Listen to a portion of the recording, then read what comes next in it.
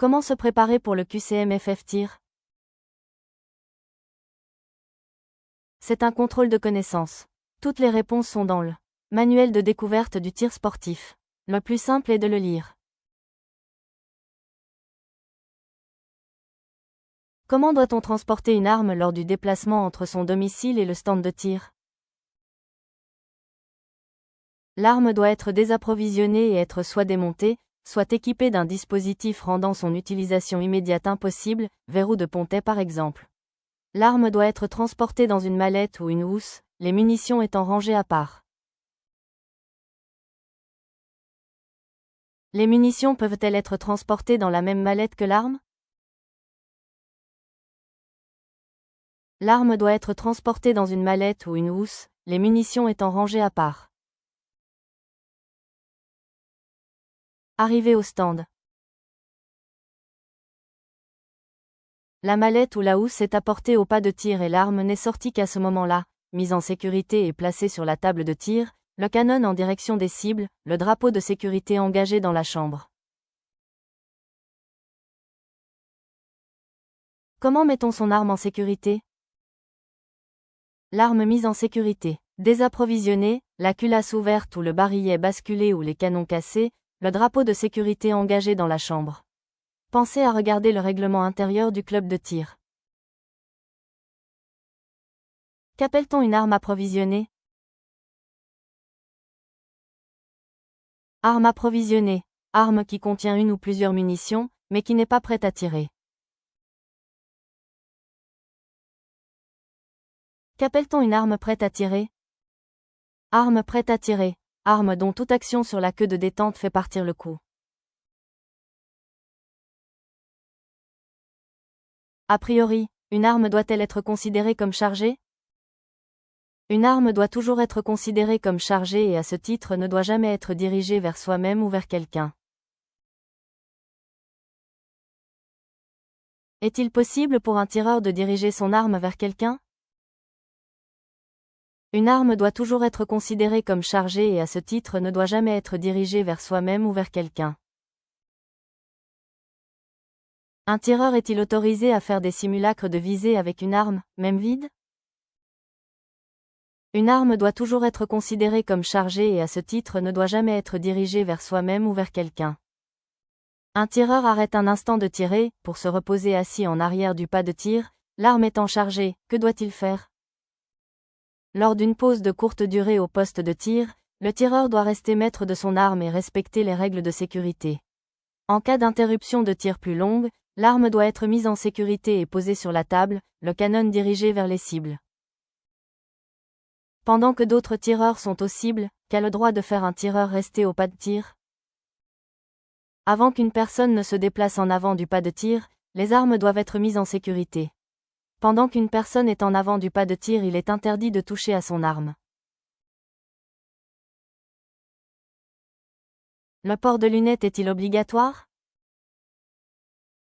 Il est vivement recommandé pendant les tirs aux armes à feu et obligatoire dans certaines disciplines, en armes anciennes et en tir sportif de vitesse notamment, de porter des protections oculaires. Un tireur possède une arme soumise à autorisation de détention. Comment doit-il la stocker à son domicile? Les armes à feu, après leur mise en sécurité, leurs éléments et leurs munitions de catégorie B, doivent être conservés dans un coffre-fort, une armoire forte ou une pièce forte adaptée au type et au nombre de matériel détenu. Un tireur possède une arme soumise à déclaration ou enregistrement, comment doit-il la stocker à son domicile? Les armes à feu de catégorie C et D1 et leurs éléments doivent être conservés, soit dans un coffre-fort ou une armoire forte adaptée au type et au nombre de matériel détenu, soit par démontage d'une pièce essentielle la rendant immédiatement inutilisable, laquelle est conservée à part, soit par tout autre dispositif empêchant l'enlèvement de l'arme.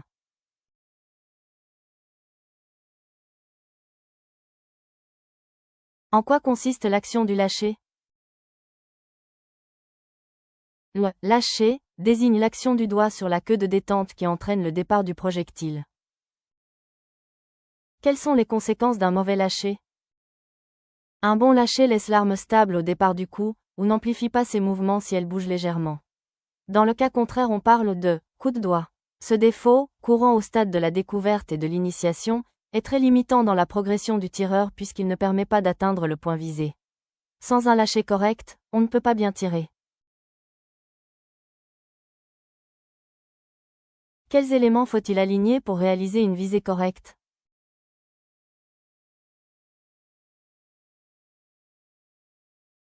Les organes de l'arme permettant de prendre la visée sont la hausse située en arrière du canon et le guidon placé à son extrémité avant.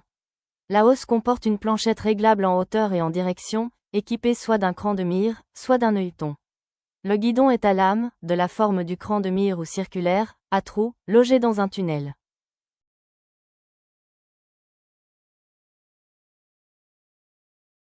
Faute pour l'œil de voir net simultanément à différentes distances, quel élément faut-il voir de façon nette? L'accommodation. L'œil humain possède de nombreuses facultés, mais il ne sait pas voir simultanément net de près et de loin. Accommoder résulte d'une action volontaire de l'œil qui permet de voir net à un endroit précis.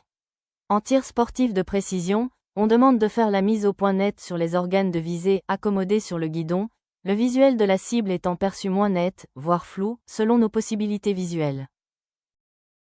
Pour tirer plus à droite, dans quelle direction faut-il déplacer la hausse?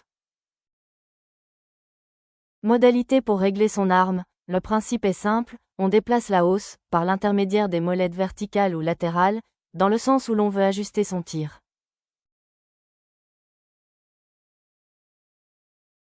Indiquez en quelques mots sur quels principes sont fondées l'éthique de la FF tir et du tir sportif.